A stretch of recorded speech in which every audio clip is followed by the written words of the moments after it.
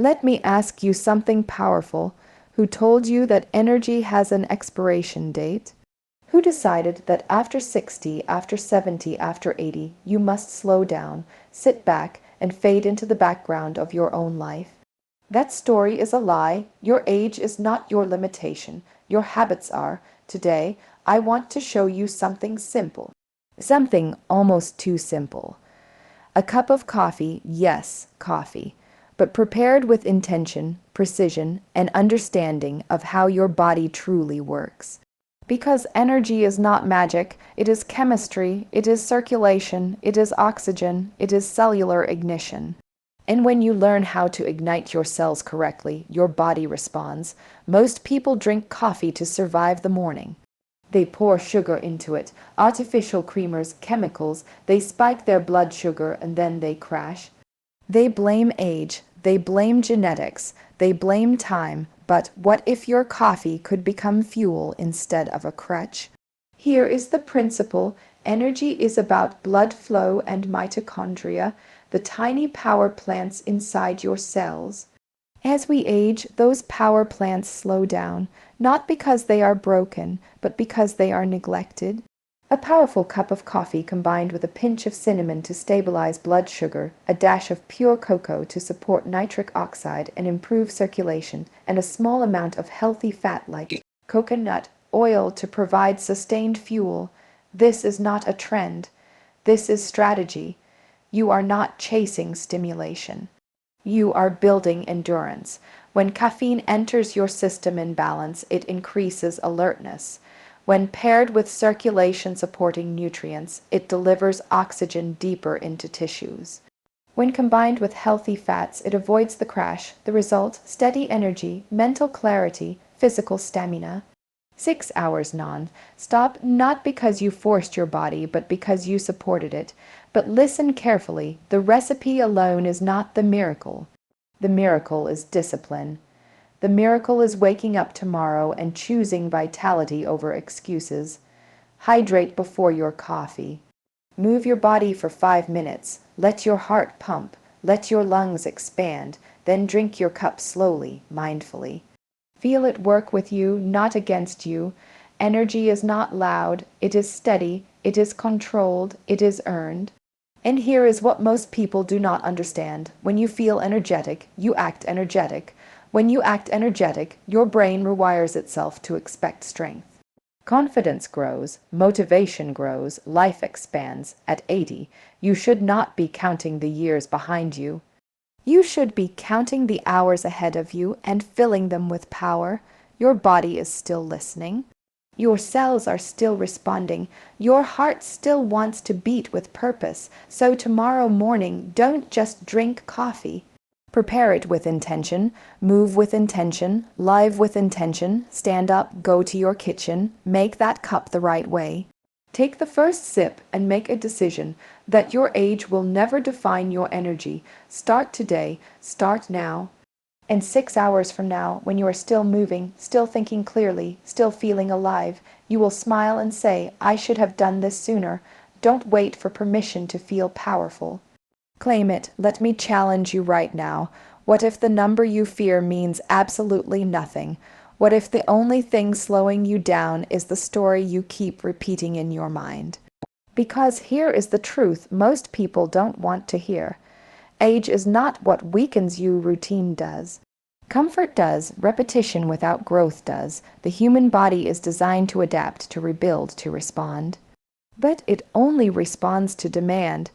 If you stop demanding strength from yourself, your body stops offering it. Think about this. Have you ever noticed how some people in their 80s walk with fire in their eyes, while others in their 50s already move like they've surrendered? What's the difference? It's not the years, it's the standards. The moment you wake up and say, I'm too old for this, your brain listens. Your muscles listen. Your nervous system listens, and they obey. But here's the hook. Your biology is still on your side. Your heart still pumps blood with force. Your lungs still expand. Your cells still regenerate. Science shows that the body continuously repairs itself when stimulated correctly. The problem is not aging, the problem is underuse. Muscles shrink when ignored. Energy drops when challenged less. Focus fades when you stop pushing it. Ask yourself, when was the last time you truly tested your limits? Most people reduce their activity slowly, quietly, almost unconsciously. One less walk, one less challenge, one more excuse, and over time that reduction becomes their identity. But identity is a choice. If you change what you do daily, how you move, how you fuel yourself, how you think, your body will follow. Strength is not reserved for the young. It is reserved for the committed. And the moment you raise your standards, your energy begins to rise with them. What if the very thing you drink every morning is either building your power or silently draining it? What if your coffee is not the problem, but the way you use it is? Most people reach for coffee like it's an emergency button. They're exhausted, foggy, unmotivated, and they want an instant rescue. So they gulp it down fast, overloaded with sugar, artificial creamers, and empty calories. They feel a spike, a rush, a temporary lift, and then the crash, the heaviness, the irritability, and they blame their age. But here's the hook: a coffee was never meant to be chaos. It was meant to be strategy. Caffeine, when used correctly, sharpens the mind, increases alertness, and enhances physical output. It stimulates the central nervous system and improves reaction time. But without balance, it overstimulates, spikes blood sugar, and triggers energy dips that leave you worse than before. So the question becomes, are you drinking coffee randomly or intentionally? Imagine transforming that same cup into steady fuel. Add a stabilizer like cinnamon to help manage blood sugar swings. Include a small amount of healthy fat to slow absorption and provide sustained energy instead of a rapid spike. Choose quality over convenience. Drink it after hydration, not on an empty, dehydrated system. Sip it slowly. Let it work with your body, not against it. Here's another hook: energy is not about intensity, it's about duration. You don't want 10 explosive minutes followed by 2 hours of fatigue. You want clarity that lasts, strength that holds, focus that doesn't fade halfway through your day. When you treat coffee as a performance tool rather than a survival mechanism, it becomes an ally. The difference between exhaustion and endurance is not always what you drink. It's how you drink it, why you drink it, and whether you are using it to support your body or to mask neglect. Here's something most people never think about: your energy is not created in your muscles, it is created in your cells. Deep inside you, there are microscopic power stations called mitochondria, and they decide whether you feel unstoppable or exhausted. So let me ask you a dangerous question. Are you stimulating your body, or are you actually strengthening it? Because there is a difference. Stimulation is temporary, strength is structural. Caffeine can wake you up, music can hype you up, motivation can fire you up. But if your cells are weak, if your circulation is sluggish, if oxygen is not reaching your tissues efficiently, that fire burns out quickly. And then what happens? You feel drained again. You think you need more coffee, more sugar, more noise. But here's the hook: real energy is biological, not emotional. When your mitochondria are supported with proper nutrients, movement, and blood flow, they produce ATP, the true energy currency of your body. The more efficiently they work, the longer you can perform without fatigue. That's why circulation matters. That's why oxygen matters. That's why what you put into your body every single day matters. Ask yourself, are you feeding your cells or just distracting your brain? Simple actions create powerful shifts. Light movement increases blood flow. Deep breathing improves oxygen delivery. Nutrient-dense additions like cocoa for nitric oxide support or healthy fats for sustained fuel help your cells operate at higher capacity. Hydration improves cellular communication. These are not trends, these are biological triggers, and here's the powerful truth your body wants to perform. Even at 70, even at 80, even beyond, but it responds to support, not shortcuts. When you stop chasing stimulation and start building cellular strength, something changes. Your endurance increases, your recovery improves, your focus sharpens. And instead of forcing yourself through the day, you move through it with steady power, driven from the inside out. Let me tell you something most people don't want to accept. There is no secret ingredient more powerful than discipline, not the coffee, not the supplements, not the latest trend. Discipline is the force that separates those who feel alive at 80 from those who feel finished at 60. So here's the hook. Are you looking for a miracle, or are you ready to become one? Because consistency is not exciting. It's not flashy. It doesn't trend, but it transforms. Anyone can feel motivated for one day. Anyone can try a new recipe once. Anyone can promise change starting tomorrow, but discipline shows up when motivation disappears. Discipline wakes up early even when the bed feels warmer. Discipline hydrates before caffeine. Discipline moves the body before excuses begin speaking. Ask yourself, what do you do daily without negotiation? Energy is built in routines, not in rare moments of inspiration. When you hydrate every morning, your cells function better. When you move for even 5 minutes, circulation improves. When you breathe deeply, your nervous system stabilizes. These small acts may look insignificant, but repeated consistently, they rewire your biology. Here's another hook: your body respects patterns.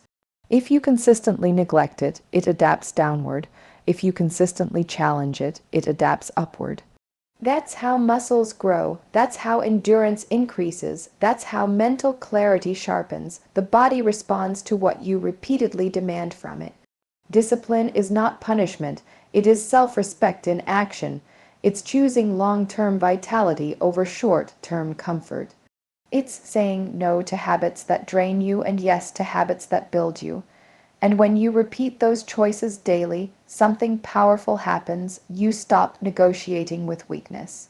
You stop waiting for the right mood. You act first, and your energy follows. Let me ask you something powerful. Have you ever noticed how different you feel on the days when your energy is strong? You stand taller, you speak clearer, you decide faster. Now imagine that feeling lasting not for minutes, but for hours. That's the hook. Steady energy doesn't just power your body, it transforms your identity. Most people chase quick bursts. A sugar rush, a loud motivation speech, a temporary spike that makes them feel invincible for 15 minutes. But what happens after that spike fades? Doubt creeps in, fatigue whispers, confidence shrinks, and suddenly the goals that felt possible in the morning feel overwhelming by afternoon. Here's the truth: confidence is not built in hype, it's built in sustained performance. When you have steady energy for 6 hours straight, something shifts internally. You complete tasks you used to postpone. You finish conversations without mental fog. You move without dragging your feet. Each completed action sends a signal to your brain: I am capable, and the brain listens carefully to evidence. Momentum is psychological power in motion. One productive hour creates another. One finished task fuels the next. Before you realize it, your day has structure, your posture has strength, and your voice carries certainty. Not because you forced it, but because your energy supported it. And when energy supports action, action strengthens belief. Ask yourself, how different would your life look if fatigue stopped interrupting you? Steady energy builds reliability. Reliability builds self-trust, and self-trust builds boldness. You begin volunteering ideas, taking initiative, starting projects you once delayed. The fear of "what if I can't" slowly transforms into "watch me," and that transformation doesn't start in your thoughts. It starts in your physiology, in your stamina, in your ability to stay strong long enough to prove to yourself that you can. Here's the question that changes everything. What if vitality wasn't something you wished for, but something you required from yourself? What if instead of hoping to feel energetic, you decided that strength is your new normal? That's the hook. Standards shape reality, and the standards you accept for your energy will quietly define the quality of your life. Most people lower their expectations without realizing it. They say, I'm tired because I'm older. I can't do what I used to. This is just how it is now. And those sentences become internal commands. The brain hears repetition and turns it into belief. Belief turns into behavior. Behavior turns into lifestyle. But here's the powerful shift: you can raise the standard. The moment you decide that feeling alert, strong, and mentally sharp is not optional but expected, your actions begin to align. You start choosing differently, you hydrate with purpose, you move even when it's inconvenient, you prepare your coffee strategically. You prioritize sleep, you protect your focus, not because you feel like it every day, but because you've declared vitality as your baseline. Ask yourself, what would happen if you refuse to accept mediocrity from your own body? When you demand more from yourself, you activate something deeper than motivation. You activate identity. You stop seeing yourself as someone trying to be energetic and start seeing yourself as someone who lives with energy. And identity drives consistency far more powerfully than emotion ever could. Energy becomes your standard. Strength becomes your expectation. Clarity becomes your habit. And when that internal decision locks in, excuses lose their power, age loses its authority, and every morning becomes an opportunity to prove that the number attached to your name has nothing to do with the fire inside you.